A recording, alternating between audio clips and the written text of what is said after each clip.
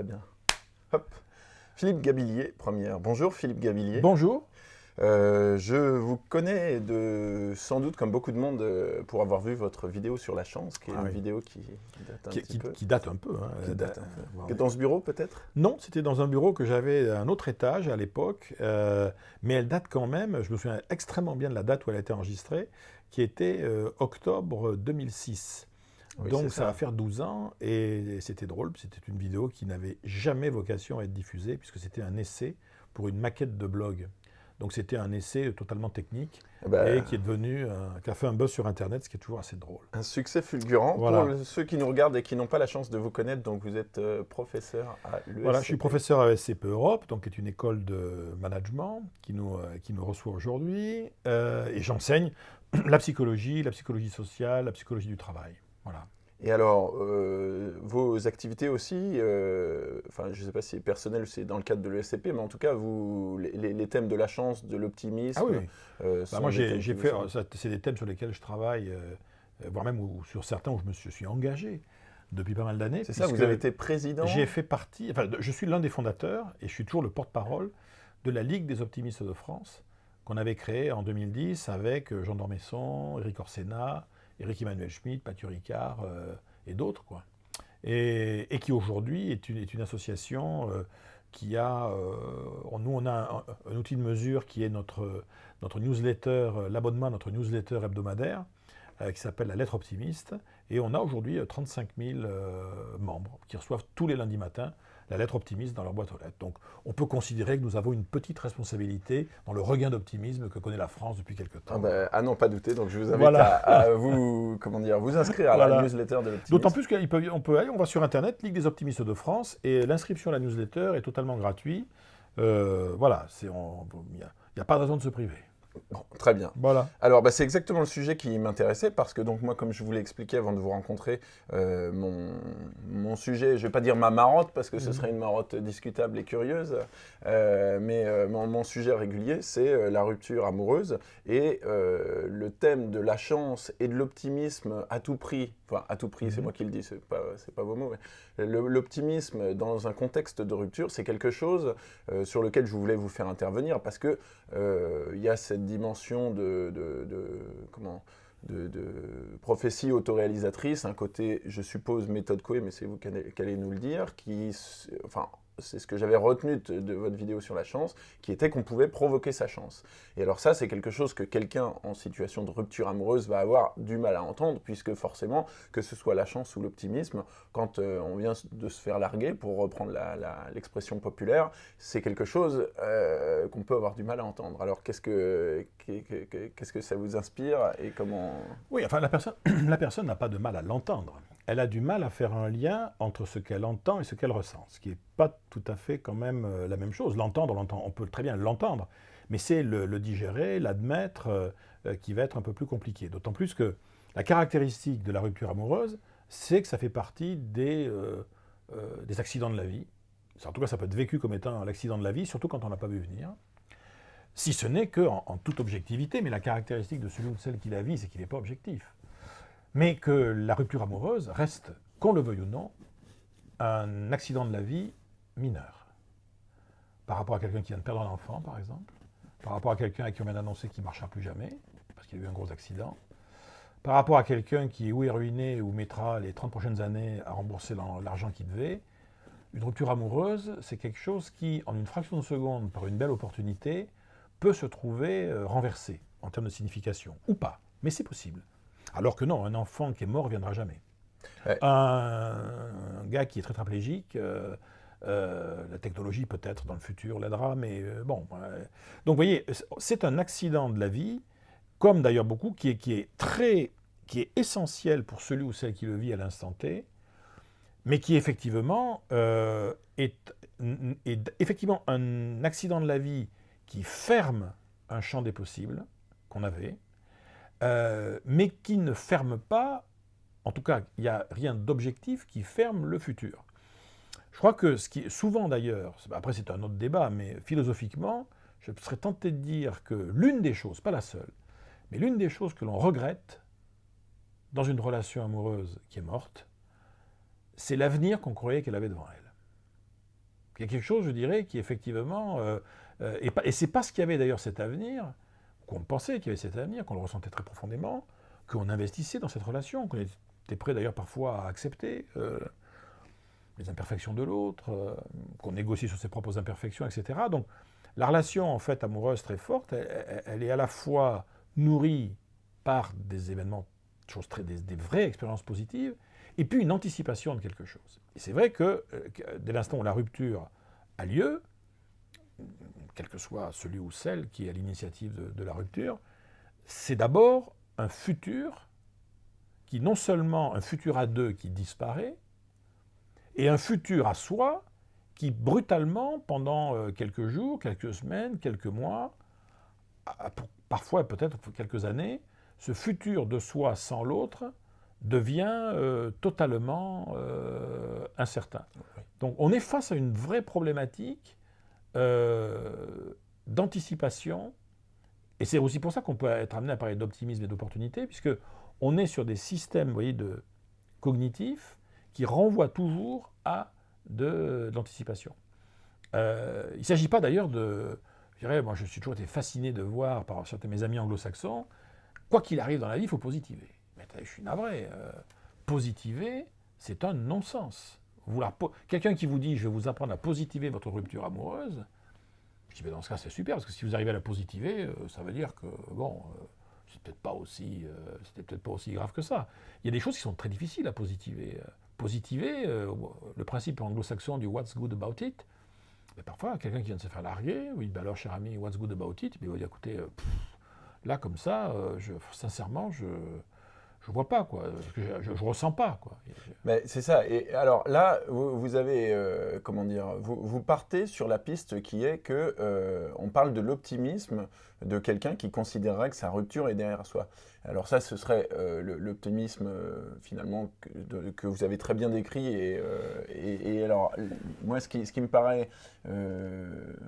c'est aller un peu vite en besogne dans le sens où quelqu'un qui vient de subir sa rupture va en général avoir un optimisme qui est un peu différent, qui va être celui de se dire que c'est pas complètement terminé. Et du coup, pour le dire simplement, avoir l'espoir que son ex revienne. C'est-à-dire que vous basez votre raisonnement sur l'idée que, bon ben voilà, ça c'est acté et la rupture est consommée, donc qu'est-ce qu'on peut faire à partir de là? Ça peut être un de ces cas-là. Cela dit, on peut effectivement être sur cette idée que l'autre peut être reconquis ou reconquise, qui est effectivement une option. Et c'est vrai que l'optimisme, de ce point de vue-là, est une espèce de modalité d'appréhension de la réalité qui va effectivement me projeter dans une anticipation positive. Bon, pourquoi pas, à la limite, hein. Si ce n'est que qu'est-ce qui différencie, dans le fond, les situations de la vie, mais même en sortant de l'aspect vie amoureuse, hein, quelles sont les situations dans lesquelles l'optimisme, fondamentalement, est dangereux? Il va trop loin. Bon. On est confronté à des situations où l'optimisme n'est plus de mise chaque fois qu'on vit quelque chose qui présente deux caractéristiques en même temps. Dans la situation que je suis en train de vivre en ce moment, je suis face à un risque vital, ou du moins face à un risque pour quelque chose que je considère moi comme vital. Oui. On peut dire quelqu'un qui vous dit si cette femme ne revient pas vers moi, j'aurais raté ma vie. Bon, on est face à un risque vital, en tout cas perçu comme tel à ce moment-là. Donc, vous me direz, mais ce n'est pas parce qu'on est face à un risque vital qu'il faut être pessimiste. Non, justement, c'est pour ça qu'il y a un deuxième critère. Le deuxième critère, qui est pour moi le critère clé, c'est le critère de maîtrise et d'influence. C'est-à-dire que si je suis en même temps, si je pense être en même temps face à un risque vital, si je me plante ou si j'échoue, et en même temps, je n'ai pas la main, c'est que ce n'est pas moi qui ai la main, là, attention, l'optimisme, dans ce cas-là, devient une illusion positive qui peut être dangereuse. C'est-à-dire que il existe une forme d'optimisme dangereux, par exemple, c'est l'optimisme des gens qui vous disent « oui, mais moi, de toute façon, je fume, je mange que du porc et du gras de porc, j'ai un cholestérol qui est à 4, etc. Mais bon, j'ai une famille de centenaires, moi, monsieur. Donc là, c'est sympa, si ce n'est qu'on est face à un risque vital, vital pour la santé, pour le bien-être, etc. Et on est face à quelque chose qu'on ne maîtrise pas, puisque on laisse sous-entendre que ça devrait bien se passer. Et on considère, ça c'est un champ de recherche colossal hein, en psychologie sociale, que l'optimisme comparatif, qui fait qu'il y a une espèce de biais cognitif, qui fait que on pense toujours qu'on a moins de chances que les autres d'avoir un accident de bagnole, on a moins de chances que les autres de choper un cancer, Que ça arrive qu'aux autres. ça arrive qu'aux autres. Ouais. Mais c'est un biais cognitif. Et vous avez quelques personnalités au contraire, mais qui sont des personnalités parfois avec un brin de... Il y a petite fumée dépressive derrière, qui sont au contraire des gens qui en permanence s'attendent à ce que ça se passe mal pour eux. Mais c'est rare. Hein, la majorité des personnes, en fait, ont toujours tendance à avoir des biais face à des situations que pourtant ils ne maîtrisent pas, à avoir un biais d'optimisme. Quand on est face à une situation qu'on maîtrise, c'est-à-dire si on dit, attends, Si on j'ai peut la faire situation quelque bien en main, je peux faire quelque chose, voire même d'ailleurs, je décide, ça marchera ou ça ne marchera pas, mais je décide d'en faire un projet. Reconquérir cette personne que j'aimais et qui m'a abandonné, j'en fais un projet. En soi, c'est plutôt sain. Simplement, à un moment ou à un autre, l'emballement du projet passé va bien être nécessaire de dire, j'en fais un projet jusqu'où ? Oui, oui. Parce que, vous voyez, Jusqu'où j'insiste. et c'est là où on retrouve le lien qu'il va y avoir entre cette logique d'optimisme, qui est qu'un élément parmi d'autres, hein, qui est pas... C'est pour ça que l'optimisme en tant que tel, c'est pas sacré. Hein. Si on n'avait pas en nous, en permanence en nous, un optimiste intérieur et un pessimiste intérieur ça serait pas intéressant. En revanche, là où on rejoint l'idée d'opportunité et de chance, c'est à partir d'un constat qui est extrêmement simple. Prenons une situation qu'on peut comprendre. Vous avez quelqu'un s'est fait, il y a eu une rupture, quelqu'un s'est fait larguer par quelqu'un. Bon, un monsieur s'est fait larguer par une dame, très bien, qu'il adorait, très bien. Et il entreprend de la reconquérir. Le projet est là, je vais tout faire pour. Bon, factuellement, par rapport à ce projet, il y a deux possibilités. Ça peut marcher ou ça peut ne pas marcher. Grosso modo, ça peut bien se passer ou ça peut mal se passer. Même ça, c'est un point de vue. Mais, dans tous les cas, il va se passer quelque chose. Et je pense que je saurais en faire quelque chose aussi. Et c'est ça, l'idée, en fait, où on passe de l'illusion à l'optimisme, à partir du moment où on se dit, voilà, je me donne un cadrage de projet, par exemple, je vais tenter le coup. Je me donne 6 mois. Voilà. Mais de toute façon, même si ça ne marche pas, vu l'énergie que je vais mettre là-dedans, mais ça va me donner l'occasion de toute façon. D'abord, je vais aller m'intéresser à des choses, je vais lire des trucs, je vais peut-être en parler à des gens, et en parlant à des gens qui sont des amis, ça va peut-être aussi me remettre les idées en place. Si ça se trouve, je vais être amené à rencontrer des gens qui ont vécu la même chose que moi, ou qui... Donc, de toute façon, dès l'instant où je suis sur un projet, de quelque nature que ce soit, et que ce projet aboutisse ou pas, il va se passer des choses, je vais créer les conditions pour que des choses se modifient dans mon écosystème. C'est toujours mieux que l'inertie. C'est toujours mieux que l'inertie. C'est-à-dire qu'on est dans cette idée c'était Aldous Huxley, hein, le philosophe britannique, qui disait ça. Il disait, vous savez, la vie, c'est pas ce qui vous arrive. La vie, c'est ce que vous allez faire avec ce qui va vous arriver. C'est-à-dire que on est dans une logique de travail sur le réel. Et c'est ça qui est très important, c'est qu'il y a la caractéristique de l'optimisme, c'est que c'est une posture qui est faite pour retraiter le réel. L'illusion a assez peu de place, en fait, là-dedans, quand on regarde bien. Ou alors, c'est... et même, vous avez parlé tout à l'heure de la méthode Coué. Attention, hein, on a la méthode Coué, la vraie, c'est quelque chose qui est particulièrement puissant, parce que ça nous montre deux choses. Ça nous montre d'abord la puissance de l'autosuggestion sur un individu, qui peut être colossal, hein, qui peut vraiment redonner des forces physiques, etc. Ça nous apprend aussi une chose. Tous les travaux de Coué montrent par exemple que, et ça c'était un des premiers enseignements très, très empiriques de ce qu'il avait écrit, c'était qu'en fait nous passons notre temps, en particulier dans des situations un peu, vous voyez, difficiles, compliquées, challenging, bon, notre imagination et notre volonté n'arrêtent pas de se bagarrer. Il dit, le problème, c'est que le cerveau humain est fait de telle façon que lorsque l'imagination rentre en conflit avec la volonté, c'est pas toujours l'imagination qui gagne. Parce qu'en fait, elle est beaucoup plus puissante. Ouais. Les émotions qu'il y a derrière, que ce soit la peur, la colère, la tristesse, machin, elles sont plus puissantes. Le mental, le cognitif, la rationalité, je dirais, a un impact, mais qui a beaucoup de difficultés à lutter contre l'affect, quoi. Et alors, justement, quelqu'un qui est dans cette situation, mon père, pour blaguer, a coutume de dire qu'un pessimiste, c'est un optimiste qui a de l'expérience. Et alors, si on voulait renverser la proposition en disant l'optimiste, c'est un pessimiste qui a, je ne sais pas quoi, rayé la mention inutile, comment est-ce qu'on peut proposer à quelqu'un, justement, qui est dans une situation, dans un espèce de marasme affectif, pour arriver à renverser la vapeur un peu mécaniquement et à se dire, voilà, à partir de maintenant, je passe en mode optimiste. Ça serait super, quoi, hein, si le psychisme humain fonctionnait comme ça serait formidable. Seulement, c'est pas possible. On peut pas. Il n'y a pas de... on peut pas se forcer. On peut pas se forcer à être optimiste. C'est pas... Non, ce qu'on peut en revanche, et d'ailleurs en plus, on peut d'autant plus moins se forcer à le faire que si on est tout seul.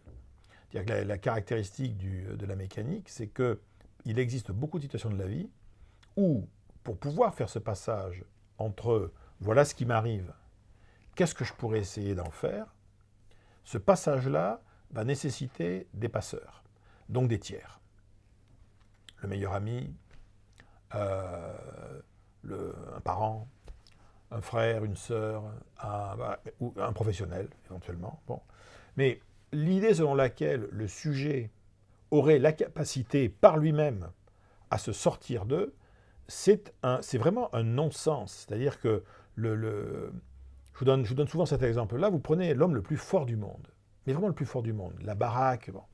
Ce type, généralement, s'il est le plus fort du monde, ça sera un homme. Ça fait partie, je dirais, des rares, logiquement, pour ce qu'on en sait aujourd'hui biologiquement. Bon. Il aura beau être le plus fort du monde, il s'attrape comme ça par le col, il essaie de se soulever, il n'y arrivera pas. Il n'y arrivera pas. C'est-à-dire que nous ne sommes... L'être humain, on n'a pas d'exemple, si vous voulez, d'un système qui puisse se penser lui-même. Donc, notre cerveau, il a des capacités, mais le fait de se mettre à distance de soi-même, par exemple, pour se regarder fonctionner et donc prendre par rapport à soi... Non. En revanche, ce qui est vrai, c'est que la question qu'on peut poser à quelqu'un qui serait dans une situation de grand pessimisme après une rupture, il va falloir aller regarder ce qu'il y a autour de lui. Parce que, en fait, voilà, là, pour le coup, il faut revenir à l'éthologie, à l'anthropologie. Vous et moi, on a, et tous les gens qui nous écoutent, on a des points communs, inattaquables. Depuis qu'on est né, nous tous, hein, on vit dans un écosystème. Des lieux, des situations, des gens. Bon. On est entouré, en fait, de lieux, d'objets, de gens, et tout ça est en interaction dans des situations. Tous. De même, on a un point commun, c'est que nous tous, depuis qu'on est tout petit, hein, on vit en interaction avec autrui. On passe notre temps à échanger des données, du symbolique, des machins avec les autres. Bon. Et puis il y a nous, en tant que... La seule façon qu'on connaisse aujourd'hui, en tout cas dans les sciences du comportement, hein, pour changer quelque chose en soi, alors changer en soi, c'est « je voudrais changer mes perceptions de la situation, je voudrais changer ce que j'éprouve dans telle situation, je voudrais changer... » Chaque fois qu'on veut changer quelque chose en soi, la volonté seule, ça ne fonctionne pas. Vous avez beau vous accrocher à la table en disant « voilà, je ne veux plus croire à ça. Je ne veux plus que telle situation me fasse du mal. » On a beau faire ce qu'on veut, ça ne marche pas. Pourquoi ? Parce qu'on ne peut se changer soi-même qu'en passant par l'écosystème. Il faut se dire, pour changer aujourd'hui mes croyances, essayer de changer mes croyances, mon état d'esprit, etc., il faut que je change quelque chose autour de moi. Il faut peut-être que je déménage. Il faut peut-être que je réorganise mon appart. Il faut peut-être que je change dans mon agenda, sur mon iPhone. Je vais changer mes rituels. Je ne vais pas arrêter de fréquenter toujours le même bistrot au même moment à telle heure. C'est peut-être le moment ou jamais, tiens, pour reprendre, pour rappeler, comme ça, pour prendre un café, ce vieux pote de fac, on s'est recroisé vite fait sur LinkedIn, tout ça, puis en fait, on n'a jamais été jusqu'au bout. Peut-être le moment ou jamais de... En tout cas, faire quelque chose. Je ne dis pas que ça marchera. Mais sûr, c'est que... Faire la même chose entraînera les mêmes conséquences. Oui. En tout cas, ce qui est sûr, c'est que quand quelqu'un veut changer, si vous voulez que les choses changent, commencer par changer quelque chose. Or, on ne peut pas se changer soi-même, on ne peut pas changer ses croyances par l'effet de la volonté, ça n'existe pas. Je peux en revanche changer mes interactions avec autrui. Je peux changer le rapport que j'entretiens avec mon environnement, mon lieu de vie. Je peux changer les rituels, je peux changer certaines habitudes. Je peux, dans des situations qui me font de la peine, par exemple, la situation, vous savez, quand vous avez des thérapeutes qui vous disent, des gens qui traitent des grands traumatismes. Et oui, mais j'ai peur parce que vous savez, ce qui m'est arrivé, je ne veux pas l'oublier. Je veux pas... Et un thérapeute qui connaît son métier vous dira, mais attendez, monsieur, madame, je vous dis simplement que vous avez vécu quelque chose qui, aujourd'hui, en vous, est ancré comme un trauma.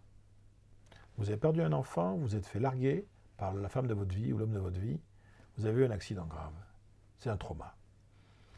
On va travailler ensemble et simplement, ce trauma, qui est une vraie réalité, on va le transformer en quelque chose. En quoi? En un souvenir. C'est-à-dire en quelque chose auquel vous pourrez avoir un accès mental, vous vous en souviendrez, mais vous ne ressentirez plus la même chose. Donc, au contraire, c'est vraiment un travail qui est un travail.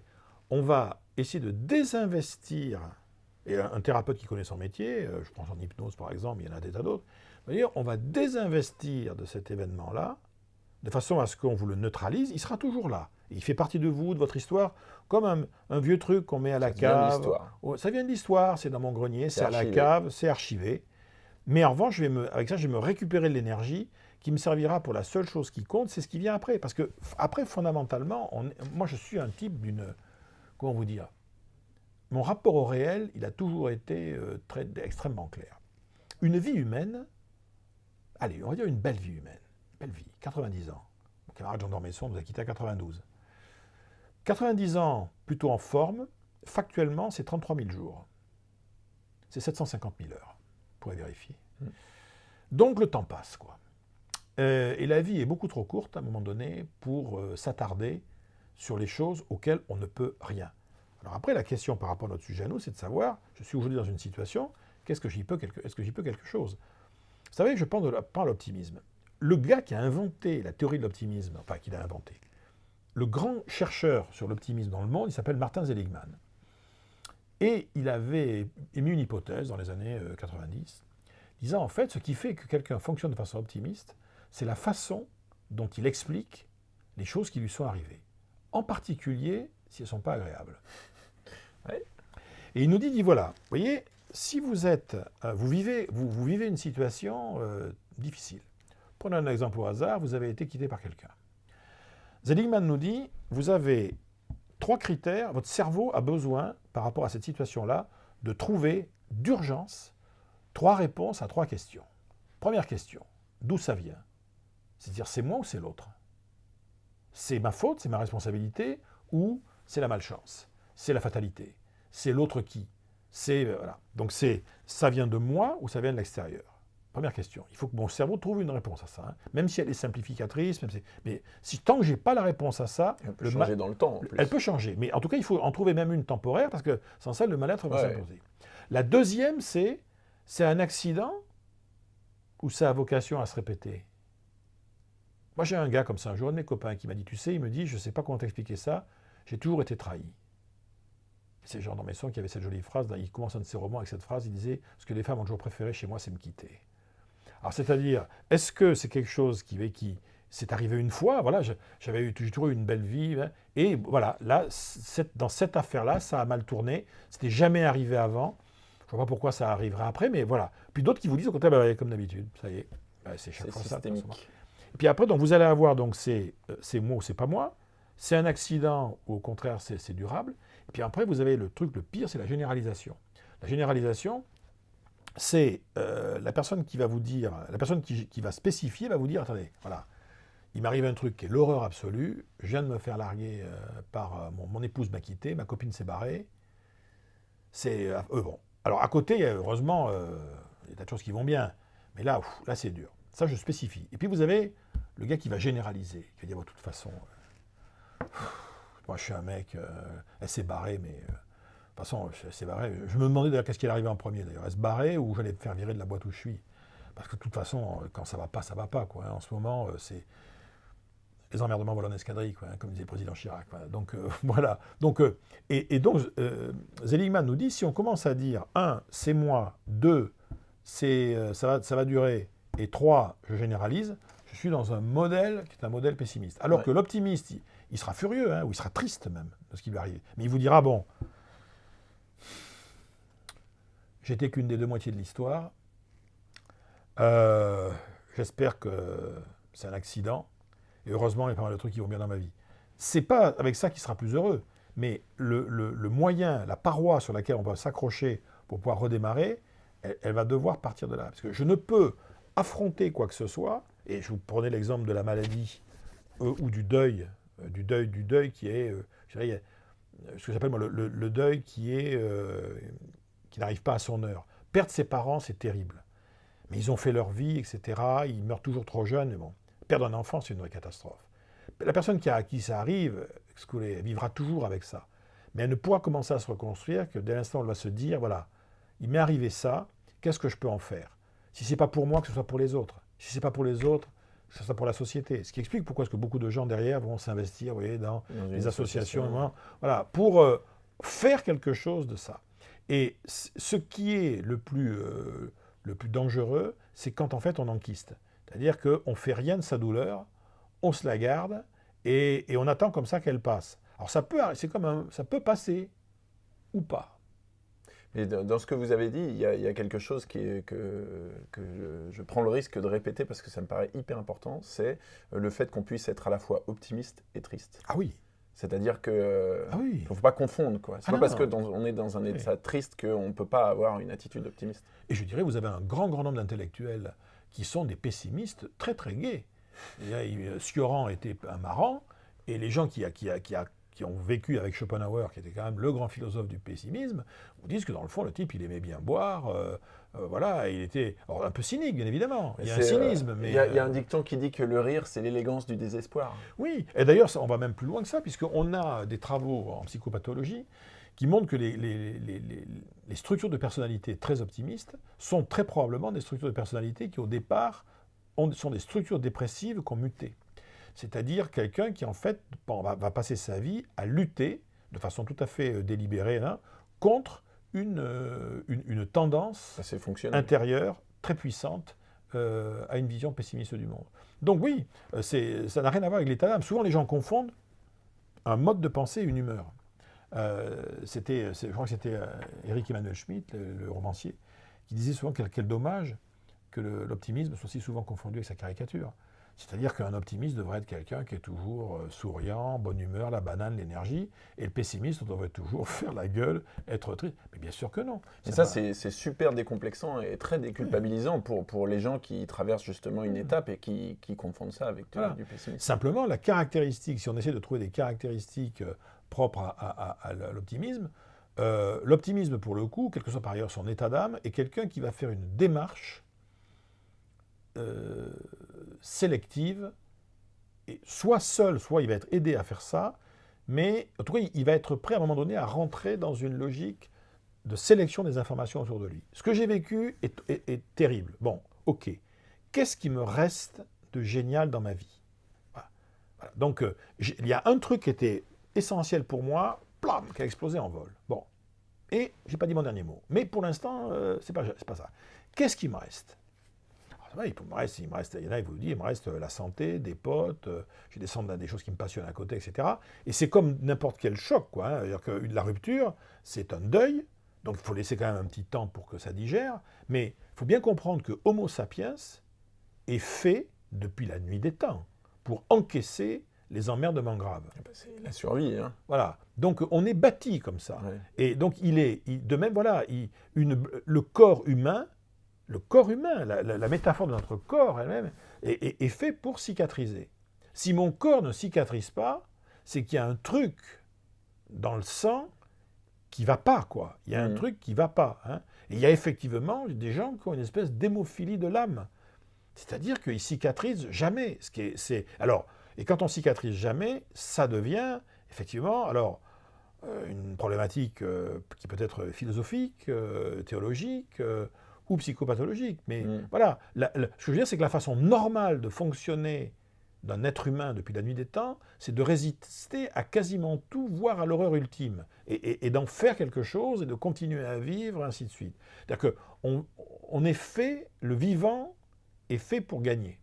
C'est-à-dire on est fait pour être vivant. La logique générale de Homo sapiens, c'est on est fait pour être vivant, pour créer des relations avec les autres, et pour continuer, coûte que coûte, jusqu'à la fin, d'avoir le sentiment de grandir.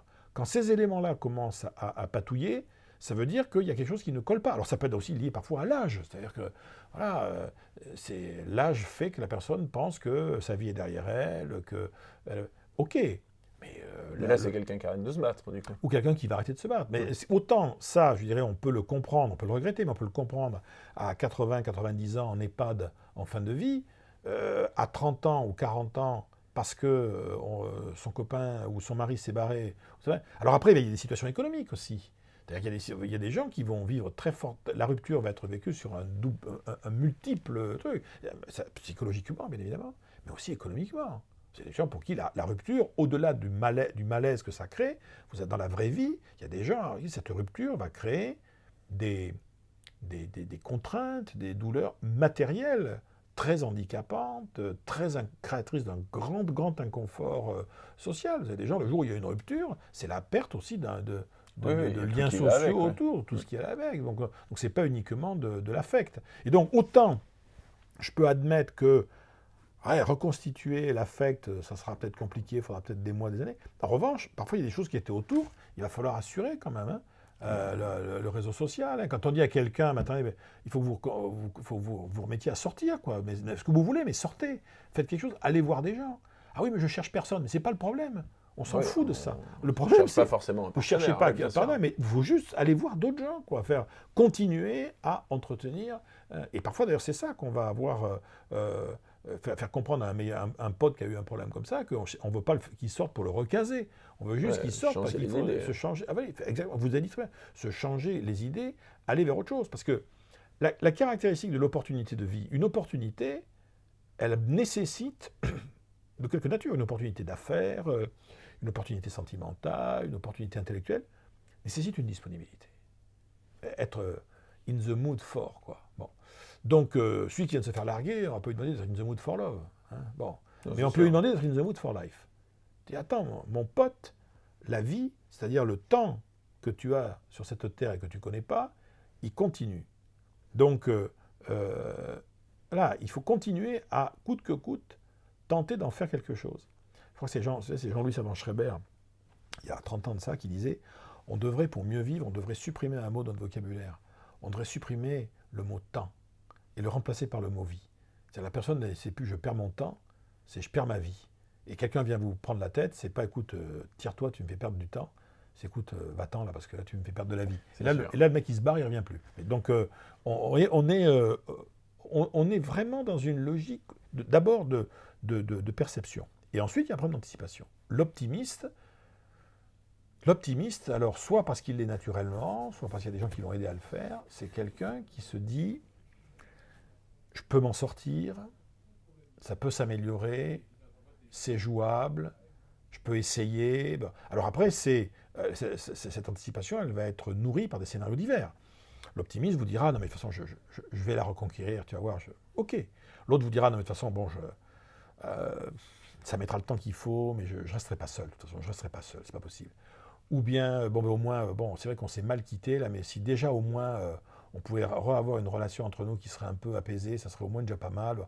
Peu importe la façon dont on va anticiper, mais un optimiste vous dit, il y a des solutions, il y a un but, il y a un champ des possibles. Je vais essayer de limiter le champ des impossibles et essayer d'augmenter celui des possibles. Bon. Donc, une perception où on va d'abord essayer d'aller voir ce qui est le positif dans une situation, aussi dure soit-elle, anticiper que ça peut s'arranger, que certaines choses peuvent s'améliorer et s'arranger, et surtout, l'optimiste vous dit, rien ne se fera s'il n'y a pas action de ma part. Hein. C'est-à-dire qu'en fait, on est être, quoi. On n'est que ce qu'on fait. Je me donne toujours cet exemple qui m'a été donné par un de mes amis récemment, qui me disait, tu sais, Hamlet, qu'en fait, quand il dit to be or not to be, c'est une figure poétique, quoi. En fait, ce qu'on devrait dire, c'est to do or not to be. C'est-à-dire, c'est faire ou ne pas être. C'est-à-dire que celui qui ne fait pas, il s'interdit de devenir.